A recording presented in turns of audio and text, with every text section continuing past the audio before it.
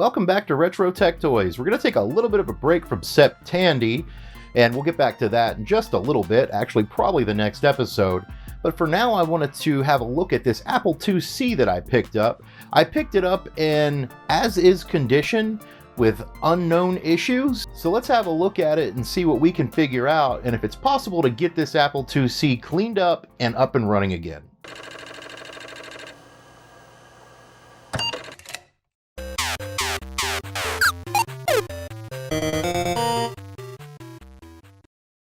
And we're back. So we've got this Apple IIc back here, and I'll show you in a little bit. I picked it up for about $149, and it came complete with the monitor, the little stand. It came with the unit itself, of course, and some cables, and pretty much everything that you would need to get this thing up and running. So while I paid $149 for it, it was trade-in credit, so technically it's kind of free, because I had a bunch of stuff laying around. They had this, I wanted it, so I traded in some stuff that I don't use, and I picked this guy up. Now let's go ahead and disassemble this thing and have a look at it and see if we can figure it out. Disassembling the Apple IIc is a little bit more difficult than the Apple IIe because this is a closed system. It's not something that you can just pop the back off of and have access to the motherboard, but thankfully it's not too bad. It's just a series of screws, and you have to remember to take out the 4 screws in the middle, which releases the 5 1/4 disk drive. And there's a latch down here in the front that you've got to be really careful to undo, and a couple in the back as well. So get those done, and then just kind of pop the top cover off to make sure that you don't hurt any plastics, because these plastics can be pretty brittle, as we all know. When you remove the keyboard, you've got to remember to undo the connector there, and then your keyboard's done. You can lift the disk drive out and undo the ribbon cable. And then we've got a couple of screws to take care of the internal power supply. Once we have that done, you can take the screws out of the logic board itself where it's attached to the case, pop the power supply out, and you're good to go. Now here's the bottom case. It's pretty gross, and we're going to clean that up a little bit later, but I'm not too worried about that just yet. We're going to go ahead and have a look at this whole thing later on, and here's the handle. It just pops right on out. And here we go. I've got everything kind of hooked up so we can diagnose the issue, and I'll show you what it looks like in just a moment here. When we turn the Apple II on, we get a garbled screen, and what that typically means is that we have a RAM issue. I'd also like to thank the Apple II Facebook group for helping me diagnose the issues with this particular Apple IIc. Here's the screen that you get when you first turn it on, and that's pretty indicative of a RAM issue. Now this wasn't the only issue that we had. There was also an issue with the entire system itself freezing if I was able to get anything to load at all after diagnosing the RAM. Now here's an interesting trick that I was coming up with myself as someone suggested it on the Apple II Facebook group. I'm going to take a good known RAM chip that I have and piggyback it onto each of the RAM chips on the board from the main bank until we find the one that has an issue. So basically try each chip and turn the machine on until you see a noticeable change. And once you see a change, you found at least one faulty RAM chip. And here you can see that we've got a change, and there might be additional RAM chips that are messed up. But as I said before, it was one RAM chip and it was something else. So now you can see we've got the computer to load. All this static is here because we still need to get that bad RAM chip out and get the good one in. And once we get that good one soldered in, all that mess from the screen should be gone. So here's how I do a desoldering of a chip. What I do is I add solder to each of the solder points that are already on the board, and then I heat it up with a soldering gun, and I kind of suck it up with my little desoldering pump here.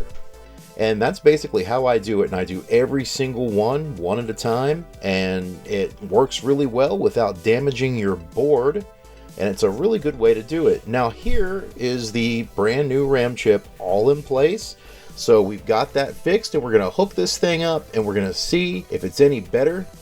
Now I also, as I said before, I needed to change out the CPU, and I do have a spare CPU in my parts bin, so we're going to go and add that in. And we're going to see if that fixes the problem that we've been having. Alright, we've got it kind of put back together. We turn it on and we've got a clean screen with no mess. So we don't have anything freezing up either. It looks like we are good to go.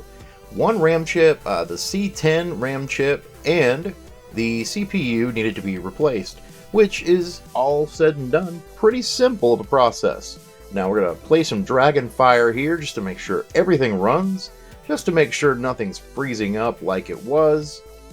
And so far, everything looks great, except for my ability to play this game, even though it is one of my favorites. I absolutely love this game. I play it on the Color Computer too, and I play it on the Apple II. That said, I'm feeling pretty confident about this working. It seems to be good to go. I think we're about ready to get it put back together and see what it looks like.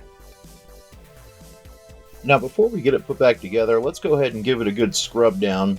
It does need a little bit of retro brighting, but unfortunately the weather in my area is not allowing for me to put anything out in the sun at the moment. So I think a good wipe down is in order, and I think that'll be just fine for now.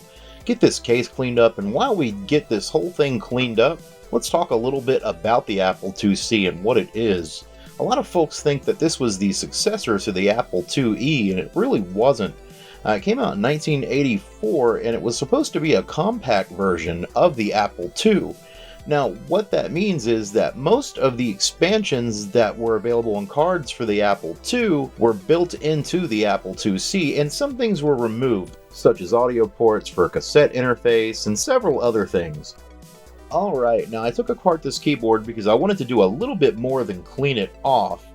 This rubber mat that lays inside underneath the keys, these typically rot over time, and usually when you buy an Apple IIc and they're still in there, it's rotten. So go ahead and pull it out, and you'll probably have to pull it out piece by piece.